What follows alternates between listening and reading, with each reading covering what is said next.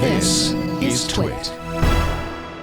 Twitter made its public S-1 filing for an initial public offering of stock, likely to come probably sometime in November. The filing shows Twitter has been increasing revenue quickly to $316.9 million in 2012 and $253.7 million already in just the first half of 2013. But the company has also been losing money more quickly. $79 million lost in 2012 and $69 million already lost in the first half of 2013. In cheerful news for investors who believe mobile is the future of everything, 75% of Twitter's 218.3 million monthly active users come from mobile, and 65% of its ad revenue is mobile.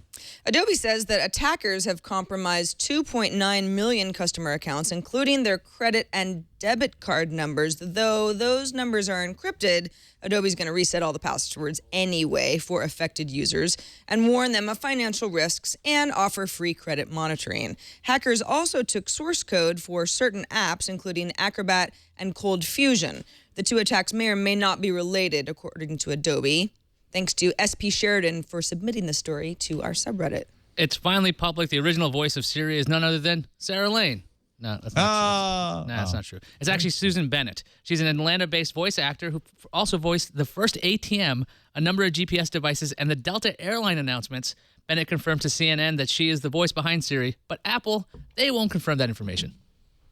HTC reported its first quarterly net loss since it went public in 2002. The company reported a loss of 2.97 billion Taiwanese new dollars, which is about 101 million US, for the quarter ending September 30th. A year ago, for the same quarter, HTC reported a net profit of 3.9 billion Taiwanese new dollars. The HTC One has received positive reviews, but the good press hasn't translated into good enough sales. Well, Microsoft doesn't care. Microsoft loves HTC's losses, enough to want to convince the company to add the Windows Phone platform as a secondary operating system on its Android-based smartphones. In addition to discussing cutting or eliminating the license fee required to use Windows Phone, Bloomberg reports that the talks are preliminary. Nothing's happening just yet. And it's not clear whether this would create dual boot devices or if Microsoft would require Windows Phone to override Android on existing models. Wow, is Samsung boring. The company just announced its third quarter financial preview, and its operating profit looks to be yet another record high.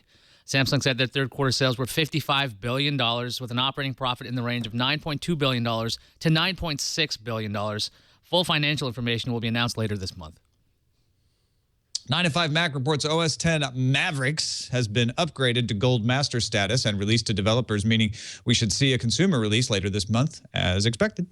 9to5Mac had earlier reported bugs delayed the Gold status by a few weeks. Apple also released other updates to developers, including new versions of iPhoto and Xcode. TechCrunch reports that personal assistant app Q has been acquired by Apple for somewhere between $40 and $60 million, and that according to sources, Dropbox had at some point been interested as well. The company won't be shut down post-acquisition, though it did recently shut down its app.